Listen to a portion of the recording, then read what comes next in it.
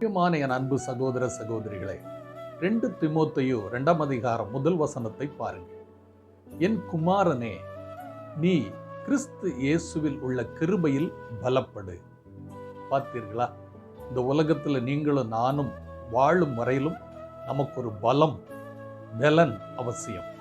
யாருகிட்ட இருக்கு? கிறிஸ்து இயேசு நமக்கு கொடுத்த கிருபை. அதில் பலப்பட வேண்டுமா?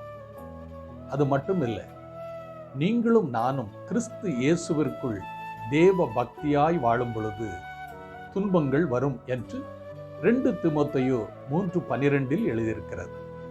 மட்டுமல்ல, 2 தீமோத்தேயு 2ஆம் அதிகாரம் 3 பாருங்க. நல்ல போர்ச்சகனாய் வாழ விரும்புகிற நீ தீங்கு அனுபவி. ஒரு சுத்தியலையும் நேர் ஆணியையும் எடுத்துக்கொள்ளுங்க. இந்த சுத்தியல் நேர் ஆணி மேல தான் நிற்கும்.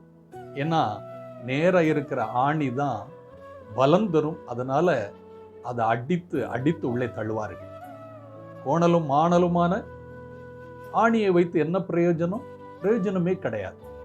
ஆகையினால் இந்த பிக்சரை கூட நீங்க பாருங்க, பிரயோஜனமா இருக்கும். சோர்ந்து போகாதிருங்க.